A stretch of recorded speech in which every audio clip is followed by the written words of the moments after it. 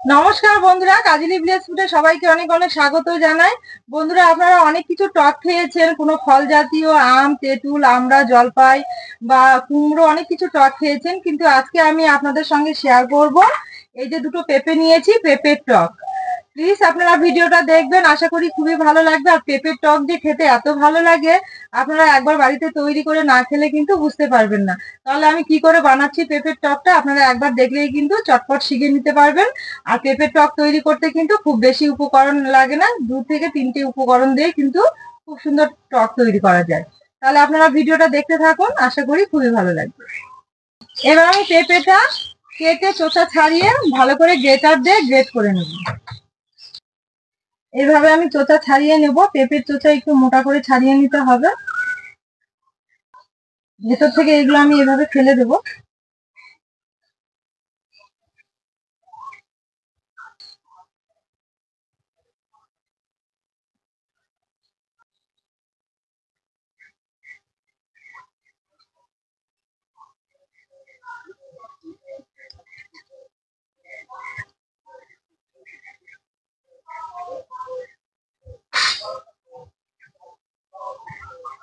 একইভাবে আমি দুটো পেঁপে কিন্তু বানিয়ে নেব। চামচ দিয়ে আমি পেঁপের ভেতরে এই অংশগুলো এইভাবে তুলে ফেলে দেব। এইভাবে। পেঁপেটা খুব জ্বালা, বিক্রি হয়নি এখনো।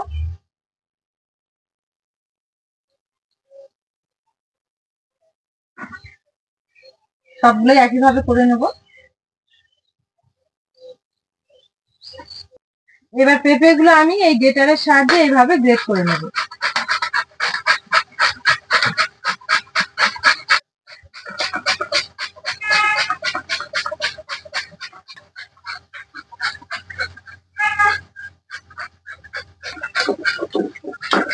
উনুন ধরিয়ে কড়াই বসিয়ে দিয়েছি।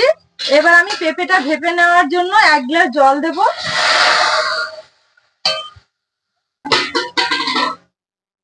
এই যে দেখুন, পেঁপেটা আমি গ্রেটার দিয়ে এইভাবে কুচি করে নিয়েছি। এবার এই পেঁপেটা এই জলের মধ্যে দিয়ে দেব। এবার আমি পেঁপেটা এই থালাতে ঢেকে 5 মিনিট ভালো করে ভাপিয়ে নেব।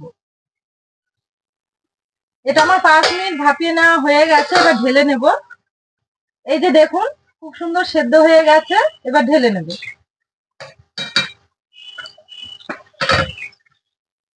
ঢেলে আমি জলটা ঝরে নেব।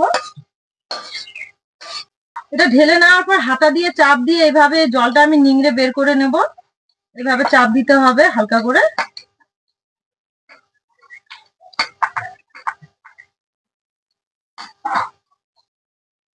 কড়াই পরিষ্কার করে আবারও বসিয়ে দিয়েছি। এবার কড়াইয়ে দেবো 1 বাটি চিনি আর দেবো 1/2 গ্লাস জল।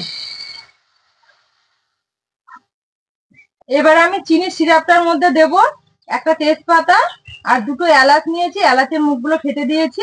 এটা দিয়ে আমি চিনি সিরাপটা খুব ভালো করে তৈরি করে নেব। এবার চিনির সিরাপটা আমি এইভাবে নেড়ে জাল করে নেব। চিনির সিরাপটা আমার ফুটতে থাক। এবার আমি একটা লেবু কেটে নেব।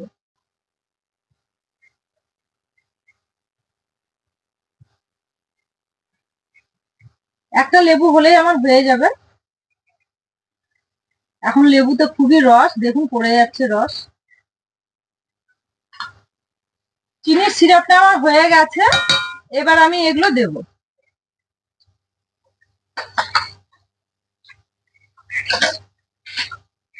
পেঁপেটা দেওয়ার পর আমি 3 থেকে 4 মিনিট ভালো করে একটু জাল করে নেব।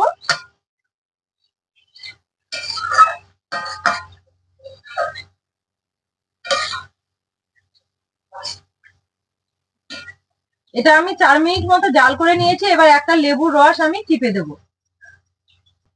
লেবুর রসটা নামানোর আগেই দিতে হবে। এই লেবু রসটা দেওয়ার জন্য কিন্তু টকের খুব সুন্দর একটা গন্ধ আসবে আর খেতেও কিন্তু খুবই ভালো লাগবে। অবশ্যই এভাবে একবার পেঁপের টক করবেন, দেখবেন খেতে কিন্তু খুবই সুস্বাদু। অবশ্যই বাড়িতে করে খাওয়ার অনুরোধ রইল। এখন একটু নেড়ে চেড়ে নামিয়ে নেব। এই যে দেখুন, পেঁপের টকটা কত সুন্দর হয়েছে, দেখতে সাদা ফটফটে আর খুব সুন্দর একটা গন্ধ ছেড়েছে। হয়ে গেছে, এবার নামিয়ে নেব।